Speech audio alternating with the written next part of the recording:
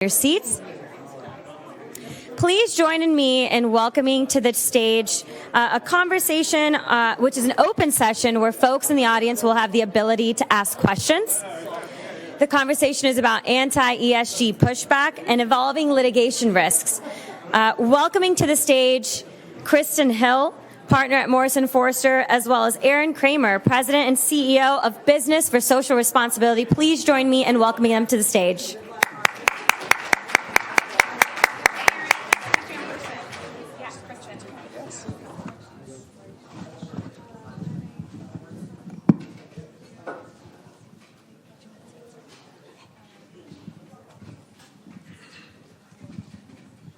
Good afternoon, everyone. My name is Kristen Hill, and I am a partner at Morrison & Foerster in our San Francisco office. My practice focuses on investor litigation. That means when investors sue. And because investors tend to sue about a lot of things, including ESG-related issues, I am part of our firm's ESG task force. And with Suze and many of our other task force members here, it's mostly because we really take a multifaceted approach to ESG and really try to approach it from multiple angles, and I am one of those angles. I am here today and really pleased to discuss with you our next panel topic, which is the anti-ESG pushback and evolving litigation risks. I came to this conference last year, and I'm fairly certain we did not have an entire panel dedicated to anti-ESG pushback. That is no longer reasonable given the changing political climate in which we find ourselves. And the anti-ESG task force has, of course, grown to epic proportions. Sound sensationalist, but it is quite large, and perhaps as large as the momentum. Well, I hope it's not as large as the momentum in favor of sustainability. So that's what we're going to talk about today, is the changing landscape, how it impacts all of you, and the real importance and ever-increasing importance of maintaining commitment to sustainability despite the headwinds and the crosswinds that we face ourselves, that we are now faced with. Today, I am pleased to be joined by Aaron Kramer. He's the president and CEO of BSR. Aaron is widely recognized as a global authority on just and sustainable business, advising top executives and leading organizations on environmental, social, and governance issues. He's been at the forefront of business and human rights, corporate sustainability, and strategic responsible business initiatives for nearly 3 decades. Aaron, welcome. Thank you. Wonderful. So let's get right to it. I want to start by providing context for the setting in which we find ourselves. If you could, talk a little bit about how ESG has evolved through different eras. Walk us through the framework in which you view ESG. So first I'd like to say thank you, and thanks to Berkeley. ESG is dead, long live ESG, if you get where I'm going with this. I think the frame has more than outlived its usefulness, but as I'm sure we'll talk about, the core ideas underpinning what we understood ESG to be about are alive and well and crucially important. So in the heady days of 2019, so this is the week when 5 years ago the world changed and the realities of COVID sort of erupted into our consciousness and the world shut down, more or less. We were talking about the 2020s as the decisive decade. Well, it has not been a decisive decade. In my view, we've had 3 distinct decades within the first half of the 2020s. So when it comes to sustainable business, responsible business, whatever we want to call it, 2020 and 2021, there were tailwinds unlike anything I think any of us have ever seen before. And the last conversation, which was great, got into that a little bit. And I think that swept along a lot of people and a lot of institutions to make decisions, make commitments, make investments, et cetera, et cetera. I think then, let's say in 22 and 23, and I'll speak more from the perspective of large corporates. We heard just now investor perspectives, but from the perspective of corporates, all of a sudden the reality of regulation, particularly coming out of Europe, began to hit. preparation for CSRD, CS-DDD, and some other things began to take hold, and a degree of caution and plateauing, I would say, set in. And simultaneously, companies were recognizing that the changes and the commitments that they had articulated, they're actually kind of hard, and they're also kind of expensive. And so I think that there was a bit of a plateauing at that point. Well, last year and this year, we are living in a full-fledged, what was the phrase, hurricane, what was that, the investigation, the FBI. In any event, it's a storm of crosswinds that and the backlash and all of that stuff. And so now there is an immense amount of caution. There is legitimately political risk. In the United States, there is litigation risk, although I think that street runs in two directions. Yes. We'll talk about that. And so now you have a place where companies are going quiet, they're scaling back, and by the way, there are a lot of people who never bought into this agenda inside companies who are swept along because it was fashionable, the thing to do, and just took too much time and effort to explain why you were against ESG. Well, those people have been looking for an off-ramp for quite some time, and now they have it. So I think we've lived through those three periods. Now, what does this tell us? The world can change very, very fast, and I'm 100% confident that the phase that we're in right now is not going to be with us forever. The shelf life of these past, periods have been about 2 years. I can't predict when things will change, what will cause the change, but for a whole lot of reasons, it will change. So, Aaron, things are still in flux. The history is not over. It's still ongoing. But is there anything at this point in time that you would say is off the table, not attainable, that we've progressed to a point in the ESG arc where we can't go back to some things that were on the table in the past? No, is the short answer. I think that, we talked about science-based targets. We just heard talk of science-based targets.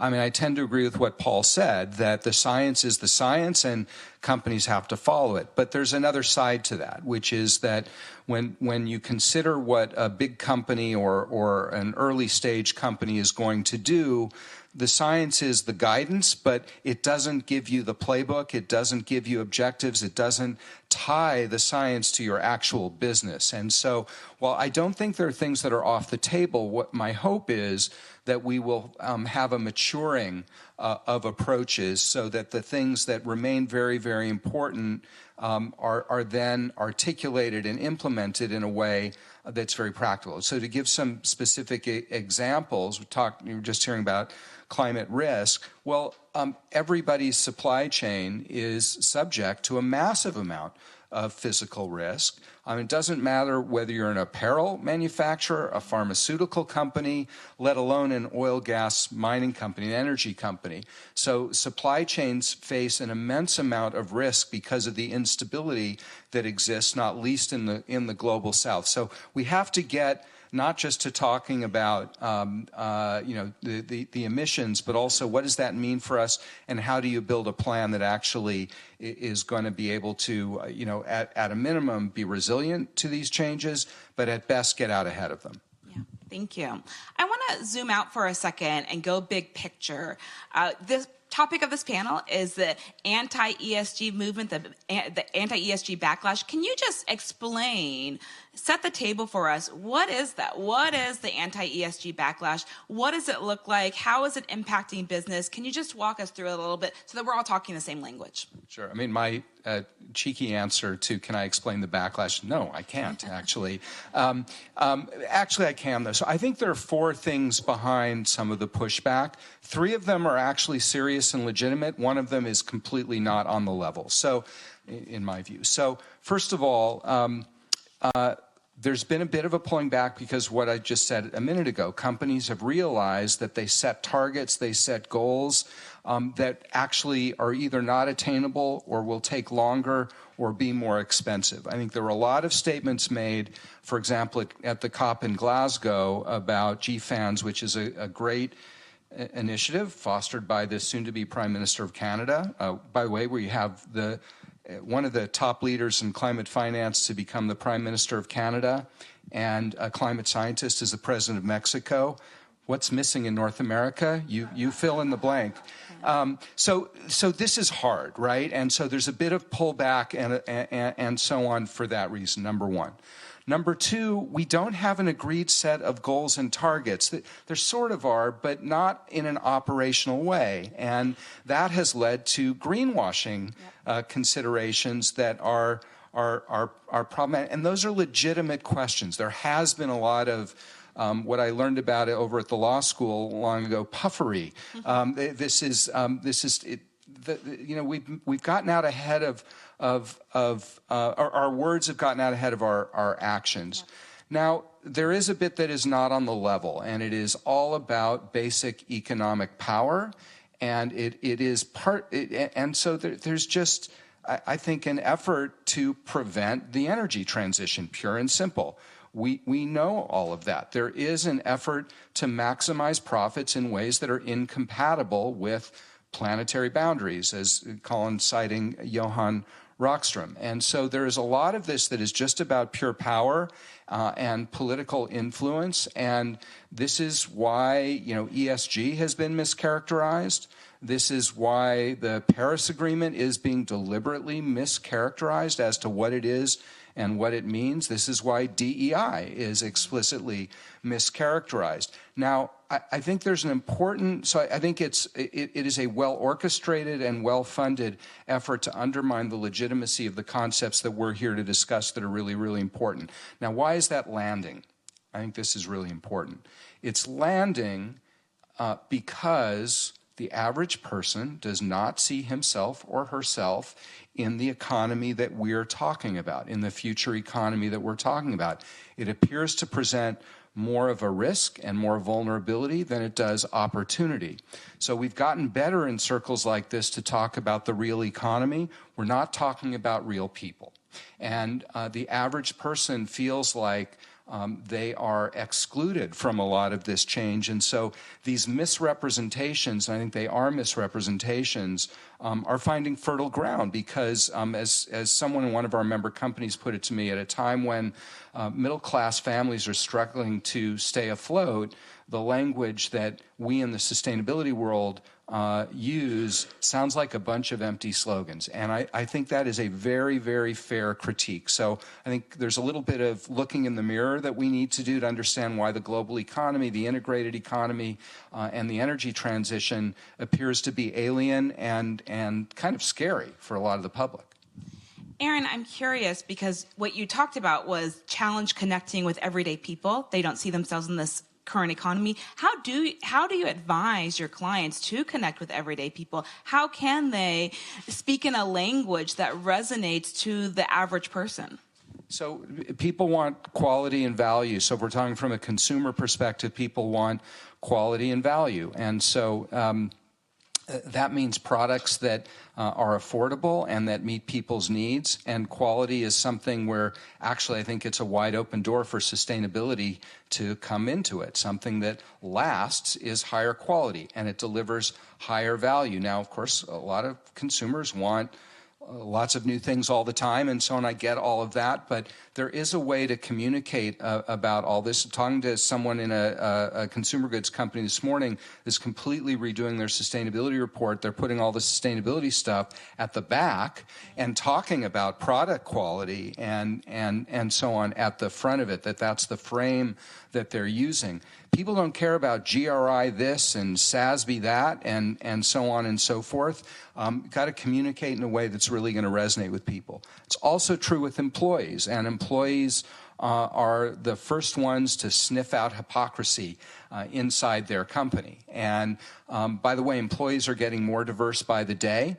They live the reality of climate change. I grew up in Los Angeles. We can cite endless examples of how people's lives are being affected. Here in California, any of you are homeowners or want to be homeowners, getting insurance is a massive and expensive headache for people. And so there are ways that you can make this all very real for people, and I think We would do well to have rooms like this filled up with people who never work on sustainability in any way, shape, or form, don't care about the climate science, don't read about the climate science, but want to know if they're going to be safe, if their family's going to be safe, if their kids are going to be able to thrive. And so I think we need to shift our language a little bit in order to do it. And this is hard for companies because what I just described is not really the norm of how companies communicate about what they do.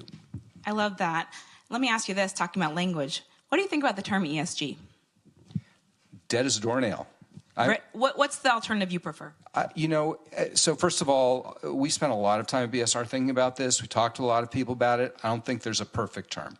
So I'll start there. I think I'm going to go a little old school. So BSR started as Business for Social Responsibility. And we shifted to BSR many years ago. First of all, it's easier to say. But secondly, because corporate social responsibility was considered kind of old school. It's about philanthropy and so on. And I think that was true. But responsible business, I actually think resonates a fair bit. Are you being responsible in what your offer is to a consumer? If you're a tech company, are you developing and deploying technology in a way that's responsible and so on? It's a concept we all teach our kids to be responsible. We don't teach our kids to be sustainable. So I think again, plain language. So if I had to choose a term these days, I'd actually go back to that. All right. Sticking with responsible business, which I like and will adopt.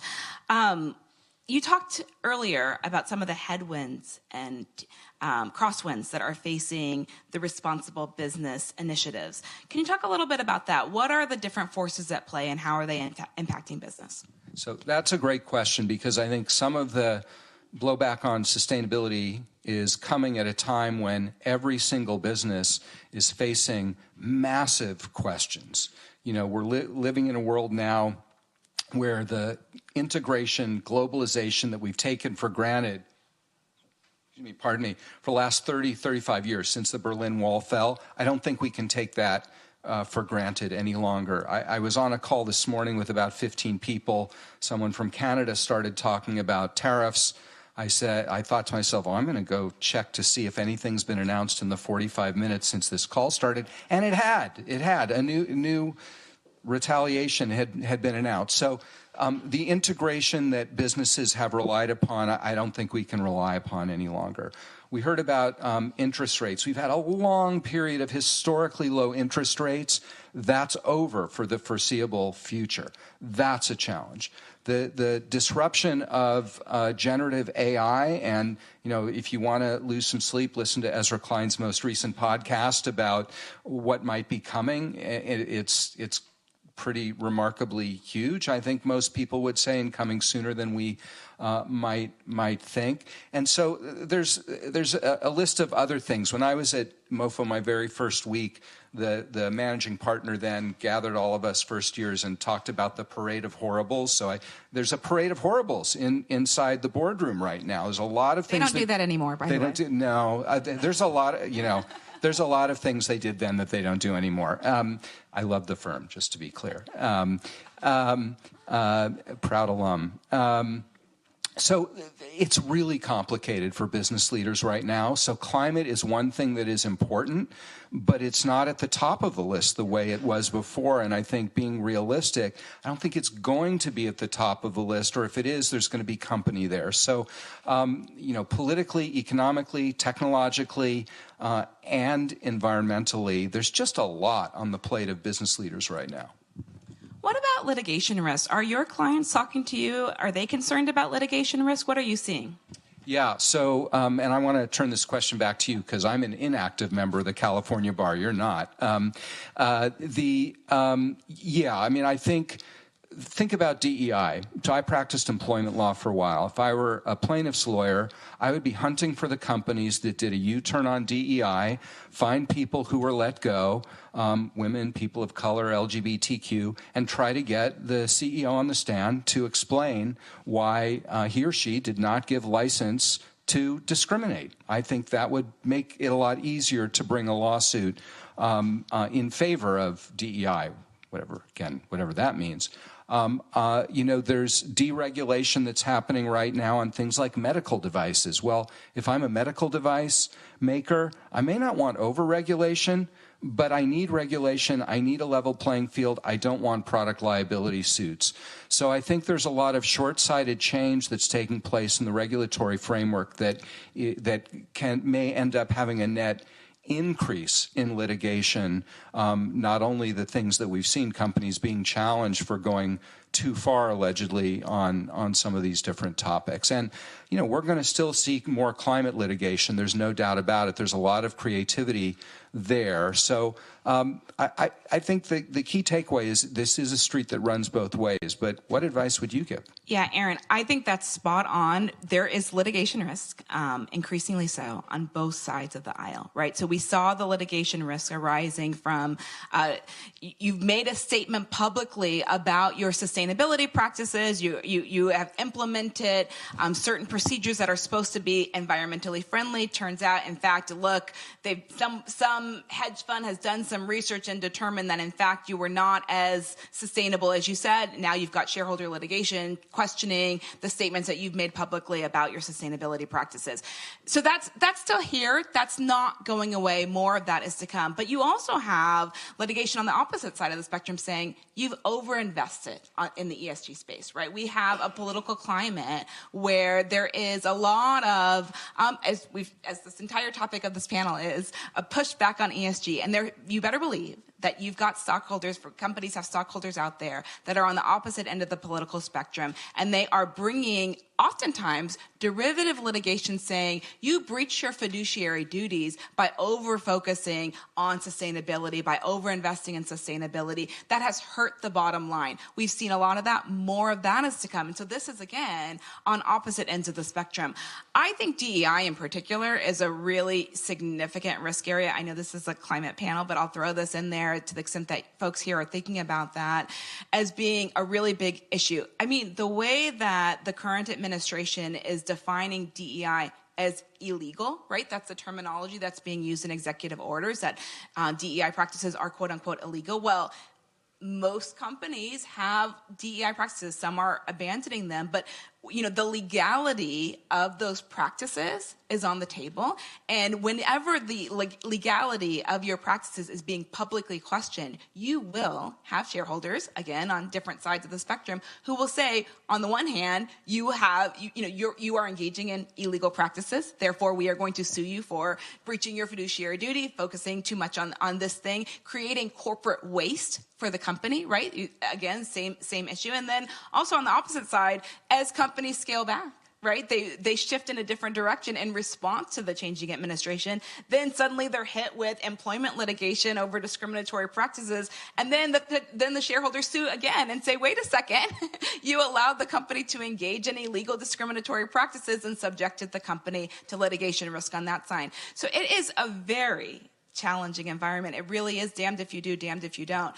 The advice that we give our clients is really being really, really thoughtful about what you're saying publicly. I mean, that's the answer. It's not to say nothing because, frankly, your shareholders are demanding statements. I don't think they're satisfied with pure silence, but making sure that whatever you're saying, you're backing it up, right? That you're applying that heightened level of scrutiny to your sustainability report, that you apply to your financial disclosures, because that's where the investors are looking. That's where the plaintiffs' lawyers are looking for potential pitfalls. And so being really thoughtful about those public statements and really applying that heightened level of scrutiny across the board, I think is really, really pivotal. It's always been important, but I think now as the environment becomes increasingly complex and the challenges come from multiple sides, it becomes even more important to really think about it very strategically. So I wanted to ask you, Aaron, turning it back to you, about what strategies your clients are doing. So as we discussed, there's tons of risk out there. There's also economic challenges, right, in the changing economy. You talked about that as well. So what are the strategies that you are advising your clients to partake in and continue to support sustainability practices in this changing environment? Yeah. So remember, what's happening today is not what's going to be happening in 5 years. What's happening in the United States is not what's happening all around the world. So that's one thing I think to remember. There is a risk that we are overreacting to a short-term set of circumstances, and if sustainable business is about anything, it is about thinking about longer term in addition to the immediate. You have to think about the immediate. I would never suggest not to do that. So that's one thing to remember. The other thing is, I think companies need a clear sense of their red lines and their North Star. So those aren't just cliches. I think in terms of red lines, what are things that companies simply will not go back on? And we're facing a situation right now where universities are being challenged. A graduate is under detention for unclear reasons due to apparently the profession of speech. And Georgetown Law School was challenged to say that it won't teach anything about DEI or engage in any DEI practices. At some point, I think business leaders are going to have to decide what are red lines here about the basic functioning of a democratic, rules-based society. So that's one red line. If you're in the pharmaceutical sector, what's the red line when it comes to respect for science and so on? You also have to have a North Star, and that's got to be about what a company's purpose actually is. We talked about corporate form a little while ago. I would say whether you have your public benefit corporation or just a good old-fashioned public company trading on the New York Stock Exchange, the word purpose became a cliche, and I'm kind of glad to see it used less. But what does the company get up to do every day? And I'll give you an example of that. Novartis, I think, does a terrific job. Its CEO, by the way, is a former public health doctor whose parents were immigrants to the United States. He's worked in Africa, and that company, in part through his leadership, but not only, has said that we're here to benefit public health, and we see climate and health equity as an important aspect of that. So that is a North Star. It's got to be profitable, obviously, got to invest in the future, got to have a great product pipeline, but it is using the question of climate and of health equity as something that defines the company's product portfolio. So that's an example of a North Star. I'll cite, in terms of red lines, I'll cite another European company, Volkswagen, which is having its own travails in the transition to electrification. Super interesting case study, actually. And their CEO and CFO have been very loudly proclaiming the importance for German voters, just had an election, to promote democracy and human rights and rule of law. So they used their voice. There was a red line that they did not want to see crossed in Germany. So I think these are really important things. Now, everything else has to follow. It's got to be focused on business value. And if there's one salutary effect of some of the backlash right now is companies are being more serious about saying, how can a sustainability agenda actually improve my business? How can it promote innovation, efficiency, enterprise risk management, supply chain rationalization, on and on and on. So we're seeing a bit more discipline right now and pragmatism, which I think is valuable. I don't want to see that turn into lowest common denominator and so on. So ambition remains important. But those are some of the building blocks of the strategy. But then, the way it plays out has to play out in the context and relevance of a given sector and a given company. Yeah, that makes a lot of sense. Aaron, I want to come back to a topic that we've touched on a little bit, and just to get clarity on your views on this. We've talked a little bit about DEI and its intersection with climate. Those two terms, ESG, DEI, tend to get lumped together a lot in our public discourse about kind of the risks and the challenges facing company. Do you think that lumping together is fair? Do those two different topics face similar challenges? Could you speak to that? Well, they face similar challenges in that they're both being used. And again, BSR, we're a nonpartisan organization, so this is not a partisan view. The terms are not well understood by the average person. They can be understood in a lot of different ways, And so it is very easy to caricature them. So in that way, they're quite similar. I think there's an important difference, though. So ESG is sort of up here, and in the minds of people who either don't like the term or don't think they like the term, it's a little abstract.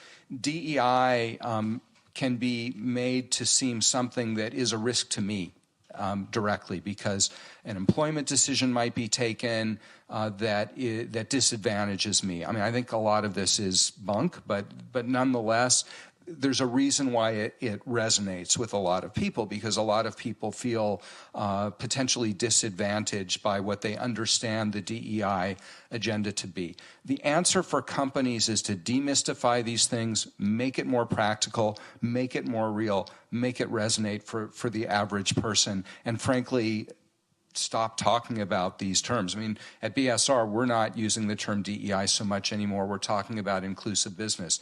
How can you be against inclusive business? Mm-hmm. You can't.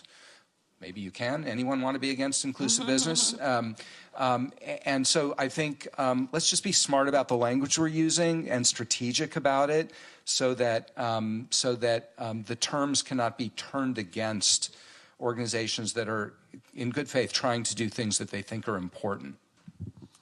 So this is, again, a climate summit. Do you think that there's any lessons that can be learned from what you're seeing evolving in the DEI context that can apply to people who are thinking about climate and sustainability? Yeah, I mean, I think it's a little bit like what I've said in a sense, which is bring it down to something that's more practical, can be communicated well, so that the average person, whether an employee or a customer or someone in the public, can understand it a little bit and look in the mirror. I think we've made some mistakes, those of us who have advanced some of these ideas. I think there are examples of overreach on DEI, things that maybe were well-intentioned but not well-conceived, and that maybe should be changed. With respect to climate, I think some of the goals around Scope 3 were probably never going to happen anyway. That doesn't mean we shouldn't get after Scope 3, but we should do it in a way that's realistic, that understands some very deep dependencies and uncertainties that go along with it. And then I think when it comes to economics,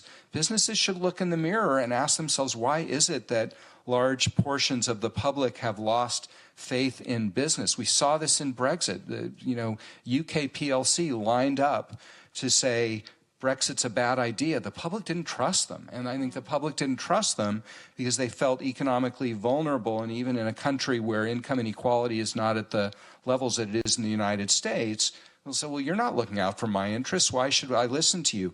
I think sort of the statesmen and stateswomen inside business need to really focus on delivering the goods for society in a way that can be shared more widely by society. Then business is going to be better trusted, and by the way, then business is going to have more influence, whether it's just in public statements or with the public sector and so on and so forth, because I think a lot of that has actually been lost. Yeah, thank you. It's time for us to open it up to the audience to get your questions. Any questions from the audience? Thank you. Thank you. Hello? Okay. I actually prepared this question for the last panel, but I think it's appropriate here as well. I just wanted to broaden the discussion on the state of the climate finance, and if you can comment on the role of insurance companies in the ecosystem of climate change. For a bit of context on myself personally, my family was personally affected by the Maui wildfires, and more recently in Los Angeles as well. And frankly, I'm a bit more than skeptical on the motivations for incorporating climate science into underwriting. Swaths of climate physical risk areas like Florida, New Orleans, California are already being denied claims or getting any sort of coverage at all. To the earlier discussions on balance of purpose and profit of corporate enterprises, I'm concerned the business model for insurance companies is not fundamentally structured in a manner that will keep our citizens' best interests in mind. So what is the role of insurance companies in a change in society in terms of climate risk, and what changes would you make to that industry? Go ahead, Aaron. Great. I don't know if Paul, Colin are here or Kate want to speak to it also. My sister lives on Maui and is probably shutting her business actually because the echo effects of the wildfires, so I can empathize with your situation. Insurance companies are sitting on some of the best data anywhere in terms of understanding risks, right? That's the good news part of the story. The bad news part of the story is that they're subjected to the same pressures in public capital markets that make it a little bit harder for them to make transition. And they know, at least in some jurisdictions, that the state is there as the backstop of last resort, and so maybe they're willing to take more risks. I also think there needs to be a much more honest public discussion about insurance questions than we've had. I have friends who lost their home, coastal Florida, the Gulf. Can I still say Gulf of Mexico? Anyone want to give me a ruling? On the Gulf of Mexico side of Florida, and they rebuilt, they got insurance, and kind of looking at it and saying this is a bad decision for everybody. So I think we need a more honest public discussion about how risk is shared. I think the debate over health insurance in the United States demonstrates that there's not a very good understanding of what risk pooling is all about. And it is such an existential question. There are people who think that the next, global financial crisis will emanate from the insurance sector, and I think that is a legitimate risk. So there's a very odd duality here, paradox, that the insurance sector has some of the best information, best understanding of all of this, but is not perhaps adapting except through some rate rises and so on, which creates a challenge for the average person and for the public. I don't have a magic solution to it, but the insurance company should be at the front end of addressing these questions, not in the middle of the pack.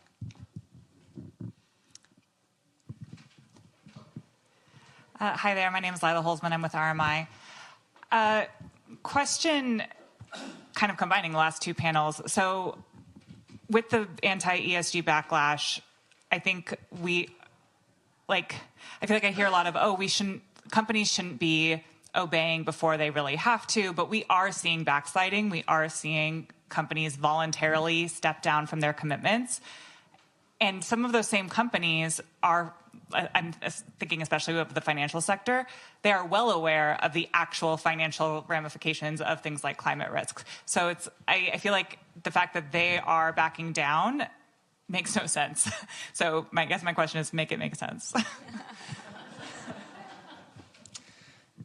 Make it make sense. I think we have to go to Disneyland to make it make sense. Look, I have always viewed CEOs as lavishly paid prisoners of a system that creates rules that they have to live through. Former chair of BSR, whom Colin knows quite well, used to say, all of my favorite CEOs are ex-CEOs. And because leadership gets a lot easier once you're no longer in that seat. I know very directly of examples of some of the large U.S. banks pulling back from commitments specifically because states have threatened to pull contracts. We know that. Paul is at BlackRock. BlackRock's been on the receiving end of this pressure, and the response often is, how do I tell my shareholders that I wasn't interested in that revenue? And in a certain way, that's a rational response. But systemically, it creates a massive problem. It's short-term thinking, and so it's highly problematic. So I can make sense of it because I think within the system we have, there's a degree to which these are rational decisions. I think we have to say it. The oil and gas sector, they've pulled back. The Shell and BP are worried about takeovers because the way capital markets work, that was a rational risk that they were not getting the returns that the American companies were getting. And so there was a rational risk that they could run into an existential question. Now, we all know they are running into an existential question, but that existential question is down the road. Takeover risk is existential question right now. So I think you can make it make sense in a micro way. You cannot make it make sense in a macro way. I think that's all the time we have for questions. Oh, we have one more. Okay, sorry. Yeah, go ahead. So we've seen the misinformation campaign go from straight up climate denial to climate misrepresentation of facts. Again, to the idea of make it make sense for me. We have fossil fuel industries who have all the cards in their pockets. They have the royal flush. They have all the means to secure themselves a position in the new energy sector that is coming. Why aren't they doing that? Why aren't they hedging this massive risk by just, essentially buying the new sector and being the new kingpins of green energy? I'm glad you mentioned misinformation, disinformation, because I think it's one of the factors and hasn't come up until now. It's driving a lot of what we're dealing with right now. I think for your more specific question about that sector, I actually think it's pretty simple. They have judged, and they have said this publicly, yes, we can get returns by participating more fully in the energy transition. The returns are not nearly as big as the returns we're getting now, and we think we can get those returns for some time to come. So again, I think within the system that they're operating in, and in the absence of countervailing pressures, they will make those decisions 99 times out of 100. And they can justify it, and they do, by saying our job is to maximize shareholder value. Long-term considerations be damned. That's what we're doing. Thank you. Okay, any other questions? I actually have one more, if you don't mind. It was for the previous panel also. This one was for Vushali on greenwashing and green hushing. There's not enough to show right now, was one of the statements made, but that I wanted to challenge. As an atmospheric scientist, we're tired. We're tired of holding the torch. We're tired of holding the light. And I think what would be incredibly helpful would be for corporations to take position and to take a stance and say, hey, this science is valid. We are moving on the back end. We're doing everything we can, but we don't really have anything to show for, etc. But to still really help carry this information to the public that, hey, this is real. This is not a hoax perpetrated by a foreign country. This is what we're facing. This is the biggest challenge of our time. So Goldman came up recently, or in the discussion. I remember exactly where I was when the formal decision to withdraw from Paris came in 2017. Lloyd Blankfein, then the CEO, his very first tweet was objecting to that. You have to listen really hard for anyone to say anything about the U.S.'s stated withdrawal from Paris. So just using that as an example, it illustrates the fact that companies have individually and through dialogue with each other decided not to do what you're suggesting. I think it is immensely short-sighted. I think it is wrong. And I think it is actually self-defeating. So I could make the argument that speaking up is 100% about self-interest and just for purpose of discussion, 0% about moral and ethical grandstanding to caricature that. But it's not happening, and it's not happening for reasons I think everyone in the room understands. The risk is just too great. The phrase we've been using is, right now, it's more important to state what you are for than who you are against. And I'm not a communications person, but if I were, that's the advice I would be giving to businesses. Focus on what you are for. You do not have to make it about who you are against. Okay, if there's no further questions, thank you, Aaron, so much. I'm going to give you an opportunity to share some parting thoughts. I really appreciated the dialogue. I hope you guys all got something from it as well.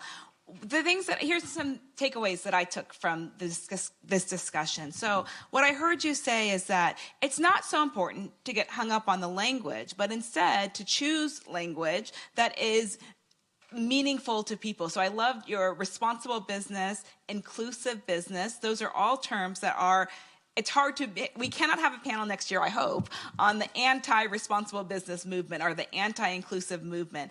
Those terms are simply not objectionable. And so choosing language that is neutral and, in fact, something that everyone can get behind can advance your sustainability goals, your mindset. So that is helpful. The other thing I heard you say that I also really appreciated was the importance of having a North Star, right? Having a point where you draw a line in the side and said, we're not going to go beyond this point, and being willing to stand firm in that conviction despite the headwinds and the crosswinds that are coming. Because the reality is there's always going to be someone that is going to take issue with what you've said. And so being able to stand in your values and to stand in your convictions is a good way to maintain your identity, your corporate identity, and your commitment, the commitments that you've made. Aaron, what parting thoughts would you like to leave with our audience? Remember, so anyone who's interested in the topics we're here to discuss today, number one, remember we are on the right side of history. So it's quite challenging right now, but American society, European society, lesser in other places, is growing more diverse by the day. I may have said that earlier. Any company that deviates from that is playing with fire. It's just not a good strategy. The science behind climate and nature and so on is irrefutable, and any company, any board that is not focusing on that is, I think, abdicating its responsibility of good stewardship. And I don't care how you're chartered as a company. I think it's true either way. So there are some underlying truths, you can tell Al I'm saying inconvenient truths, that are every bit as real and important today despite all of the pushback. And I think every day we have to stay focused on those things because Paul's former boss, Andrew Steer, said at COP last year, politics can change many things, doesn't change physics. That's right. And so remember these underlying facts, because that's the reason why all of this is important. That's the reason why all of this can deliver business value. That's the reason why all of this will, and how we handle it, will define what life is like. And that's kind of a big deal. So let's not lose sight of that fact. What we see in the headlines every day, that will come and go. These underlying realities are defining. They're definitional. Thank you so much.